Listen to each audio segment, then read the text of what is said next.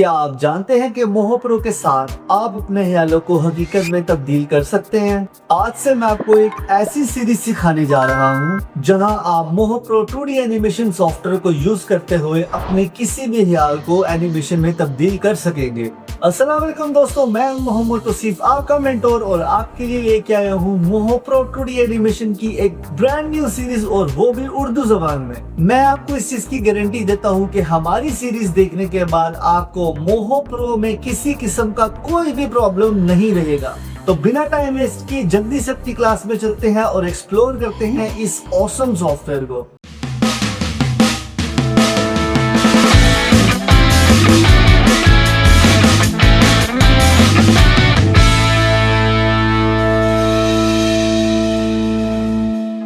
अस्सलाम वालेकुम दोस्तों, कैसे हैं आप। आज की क्लास भी बहुत ज़्यादा इंटरेस्टिंग होने वाली है और आज की क्लास के अंदर हम लोग ये सीखने वाले हैं कि लेयर पैलेट फीचर्स क्या काम करते हैं।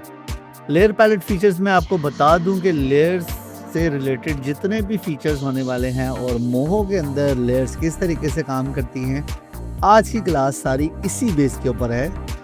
तो इसे एक्सप्लोर करके देखते हैं कि लेयर्स का मोहो में कितना बड़ा रोल है। तो जैसे आप देख रहे हैं दोस्तों, ये सारे का सारा मेन्यू जो है ये लेयर मेन्यू है। यहाँ पे आपके सामने बहुत से लेयर्स ओपन है। मैंने एक डेमो प्रोजेक्ट यहाँ पे ओपन किया है आपके लिए, जिसमें आपको डिफरेंट कलर्स में लेयर्स नज़र आ रहे हैं। अगर मैं यहाँ पे क्लिक करूँगा, आपके सामने यहाँ पे जो है कुछ ऑप्शंस आपको नज़र आ रही हैं। अगर मैं इनको हाइड एंड हाइड करता हूँ तो मैं अपनी मर्जी से सिर्फ किसी भी लेयर को देख सकता हूँ जिसके ऊपर सिर्फ आइज़ होंगी।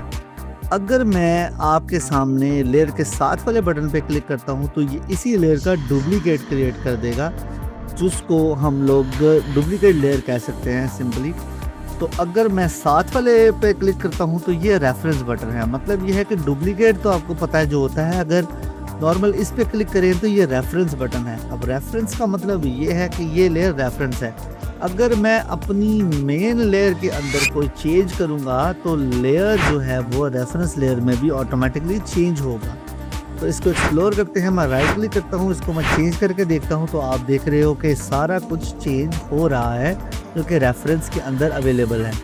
हम चीज़ को मैनिपुलेट करने के बाद अपने रेफरेंस को ख़त्म भी कर सकते हैं। मैं राइट क्लिक करूँगा यहाँ से और ब्रेक लेयर रेफरेंस पे क्लिक कर दूँगा तो अब इस लेयर में जो है वो कोई भी एडिशन उस तरह से नहीं होगा। लेयर को डिलीट करते हैं। साथ में दोस्तों आपके सामने यहाँ पे कुछ लेयर्स अवेलेबल हैं। मैं अगर आता हूँ सिंपल किसी एक लेयर पे, जैसे मैंने आपको बताया कि रेफरेंस लेयर से हम लोग ये चीज़ें कर सकते हैं। मैं यहाँ पे इसकी मेन बोन लेयर्स के ऊपर क्लिक करता हूँ तो ये सारे इसके मेन बोन लेयर्स हैं। अगर हम लोग क्लिक करेंगे चेक पे और यहाँ से मैं रेफरेंस कर लेता हूँ इसको पूरे ग्रुप को, तो यहाँ पे देखिए मेरा पूरा एक ग्रुप जो है वो रेफरेंस हो चुका है। एनिमेशन भी बिल्कुल सेम है जैसे नॉर्मली होती है। अगर मैं अपने मेन कैरेक्टर की एनिमेशन में चेंज करूँगा तो वो दूसरे में चेंज होगी।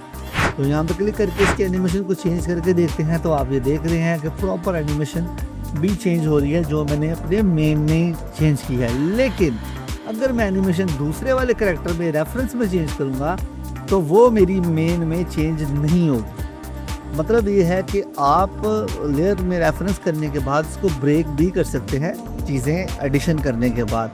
मैं राइट क्लिक करता हूँ इसके ऊपर और यहाँ पे आके मैं सिंक ऑल चैनल पे क्लिक करूँगा अगर, तो क्या होगा कि मेरी सारी एनिमेशन जो है वो सिंक हो जाएगी, वापस चली जाएगी। इनफैक्ट पोजीशन भी इसकी वापस हो जाएगी। तो आप अपनी मर्ज़ी से इसमें कुछ भी चेंज कर सक रहे होते हैं।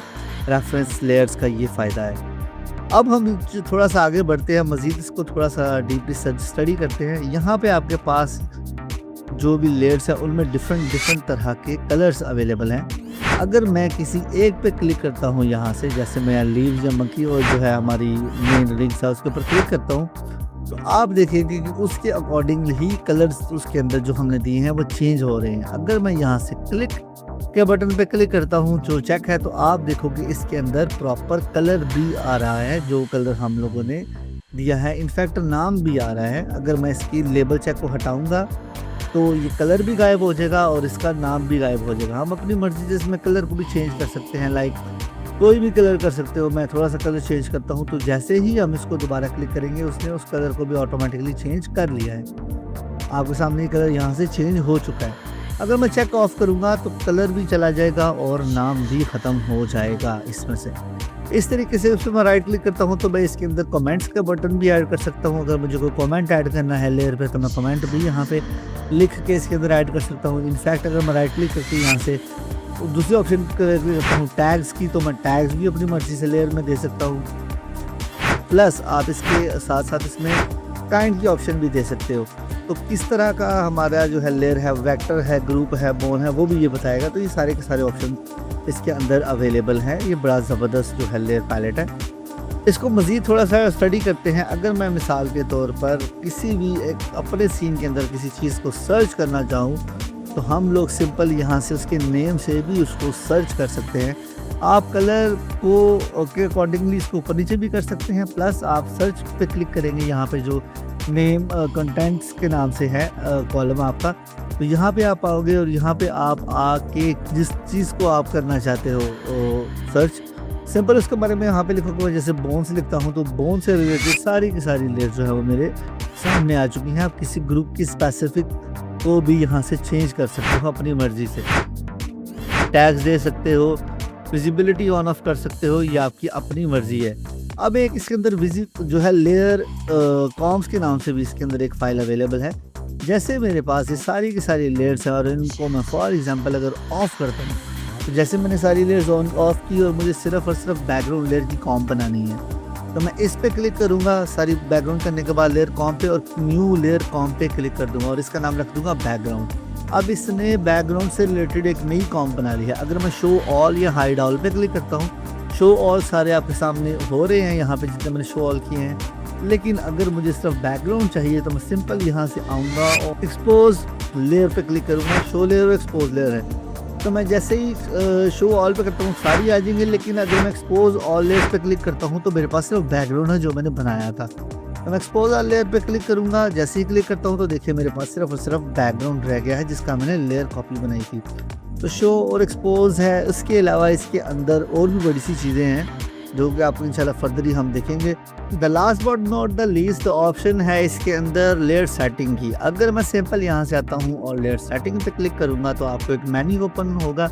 लेयर से रिलेटेड जितनी भी इंफॉर्मेशन है वो सारी आपकी इसके अंदर है। इसके अंदर आप लेयर के कलर को चेंज कर सकते हैं, इसके अंदर कोई भी चीज़ डाल सकते हैं, टैग कमेंट्स इसमें डाल सकते हैं, शेडोज डाल सकते हैं, motion blur, masking, depth of field डाल सकते हैं, बोन्स डाल सकते हैं। तो जितना कुछ भी है वो सारे का सारा इसी फीचर से होने वाला है। आप अपनी चेंजिंग करने के बाद इसको एक्सेप्ट भी कर सकते हैं और कैंसिल भी कर सकते हैं, ये आपके अपने ऊपर डिपेंड होता है। सो लेट्स सपोज एक चीज़ करते हैं कि मैं इस पर विजिबिलिटी को चेंज करके देखता हूँ। मैं सिंपल यहाँ पे आता हूँ तो आपको यहाँ पे विजिबिलिटी का चेक नज़र आ रहा है जो कि यहाँ पे ओके है। और अगर मैं इसको अप्लाई कैंसिल करता हूँ आप देखते हैं कि यहाँ पे विजिबिलिटी ऑन है। अगर मैं सीक्वेंस के अंदर आता हूँ, सीक्वेंस में आने के बाद इसको थोड़ा सा आगे करके देखता हूँ तो विजिबिलिटी आ रही है। लेकिन अगर मुझे यहाँ तक चाहिए, मैं विजिबिलिटी ऑफ करूँगा तो मेरी पूरी लेयर ही ऑफ कर रही है। लेकिन अगर मैं लेयर की विजिबिलिटी को अंदर से जाके यहाँ से ऑफ करके अप्लाई करके देखता हूँ तो आप देखते हो कि मेरी एनिमेशन यहाँ पे आके ख़त्म हो चुकी है। लेकिन अगर मुझे थोड़ी सी एनिमेशन आगे से दोबारा चाहिए तो मैं इसको थोड़ा सा आगे करता हूँ, विजिबिलिटी पे दोबारा क्लिक करूँगा, अप्लाई करूँगा यहाँ से, तो आप देखोगे कि मेरी एनिमेशन आगे से दोबारा स्टार्ट हो चुकी है।